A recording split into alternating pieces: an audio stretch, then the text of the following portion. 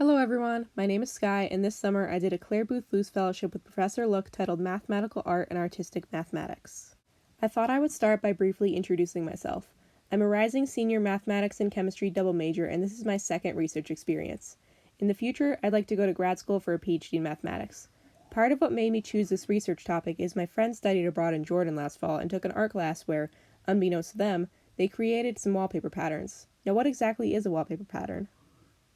First, let's look at a simpler version called frieze patterns. The name frieze comes from an architecture term where sometimes below roofs or ceilings there will be a repetitive decorative pattern. Frieze patterns themselves are infinitely repeating strips and are one-dimensional versions of wallpaper patterns. Even though they aren't truly one-dimensional, it's called this because we can only have horizontal translations, but more on that later. Frieze groups are different from frieze patterns in that there are infinitely many patterns yet only 7 groups, and we briefly went over the proof of this during the research. A group in this context is a set of isometries that a frieze pattern may have, and there are only 7 of these sets. To differentiate patterns versus groups more, let's look at these examples. The top 2 show different patterns yet belong to the same group, while the bottom 2 are different patterns with different groups. So how do we determine which group a pattern belongs to? This helpful chart here was made by John Conway as a nice analogy between the 7 frieze groups and their isometries, although I prefer the IUC naming system shown on the left since each letter and number placement has meaning. Now when I say isometries, I just mean transformations of a pattern that preserve distance, and these might be pretty familiar. They're translation, rotation, reflection, and glide reflection. Glide reflection might be the most unfamiliar, but it's just a vertical reflection followed by a horizontal translation. Looking back at some examples we previously saw, a good way to start determining which group a pattern belongs to is to ask yourself, does it have any reflections, any rotations? In this example on the right, I've highlighted the smallest pattern, and we can see that there is a rotation of 180 degrees, as well as both vertical and horizontal reflections, corresponding to the frieze group P2MM. Now we can move on to wallpaper patterns and their groups. As previously alluded to, wallpaper patterns are the two-dimensional version of frieze patterns as they allow for vertical or oblique translations, rather than only horizontal. In this example on the right, we easily get a wallpaper pattern from the frieze group by copying and pasting vertically. However, in this example, while the bottom picture is a wallpaper pattern, the top isn't a frieze pattern because there's no horizontal repetitive pattern. This is because wallpaper patterns, while having the same isometries, have more freedom with what their isometries can do. For instance, instead of only having a second order rotation, we can now have an additional 3, 4, and 6 order rotations added. Likewise, classification becomes more complicated and we get more groups, 17 to be exact. We also examined this proof which utilized graph theory, but I won't include any of that for sake of time. In order to help with classification, this flowchart really came in handy. It's basically asking the same line of questions as I did for identifying frieze patterns, but now with more rotation options. Here we see that, again, totally different patterns can belong to the same group. These both belong to P1, which is the group containing only translations. These patterns look even more different from each other, yet they still belong to the same group as they have a rotation order of 6 and no reflections.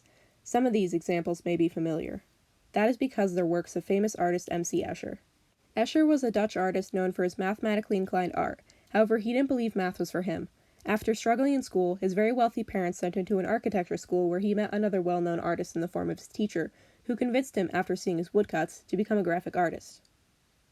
Escher bounced around Europe a lot, especially during World War II, since he outwardly, and rightfully so, hated Nazis. It was because of this that he left Italy with his family, losing the inspiration the architecture gave him. He had a brother who was a professor of geology who convinced him to start reading these journals on crystallography, since they were similar to tessellations Escher had been making for fun, and he got swept away with his own ideas of symmetry and plane division. So much so that he would walk 2 hours in the snow to a remote cabin in the woods to work on it.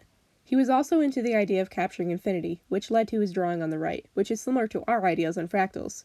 He started to become pretty involved in the mathematics community, even though he refused to see himself as a mathematician. Still, through his art, he was able to investigate wallpaper groups and would try to come up with more than 17, yet the proof had been established since 1891, unbeknownst to him. For this project, I wanted to contribute something myself. I did this in the form of digitally designing 17 wallpaper patterns, each belonging to a different group, and painting 6 of them. A few I'd like to donate to the department or the PQRC. At first, it was easy to come up with different groups by just playing around with designs I liked, but it became increasingly difficult to design patterns with groups I hadn't already done. This was probably how Escher felt. The difference between us, though, is that I had a handy flowchart and I started to go through each branch to hit the ones I hadn't already. I inadvertently left some of the easier ones, like P1, until the end, which was really nice when I started to struggle with finding patterns. As you can probably see from this slide, I took a lot of inspiration from Lord of the Rings and cat pictures people would send me. Every pattern I drew myself, sometimes with reference, and copying and moving it around digitally was easy. When painting, this was a different matter. I initially thought I'd be able to paint each one, but it took longer than I thought to make, and my patterns kept getting more and more complicated. I'm hoping some of you will be able to see them in person. I would like to wrap this up by talking about where this project could go in the future. Sort of going back to my inspiration, Professor Look and I chatted sometimes about different frieze or wallpaper patterns appearing in art of cultures who hadn't previously used them, and whether this could be used to date culture fusion. There also exists a three-dimensional version of the wallpaper groups called space groups, which gets more complicated since there are 219 of them, and could be linked to atomic structures and chemistry. I'd like to thank the Clare Boothe Luce program for giving me the ability to pursue research despite current struggles, as well as Professor Look for his mentorship and well-needed excellent conversation. Special thanks to Haley P. for sending me cat pictures to inspire my art, and I'd like to thank you all for your time.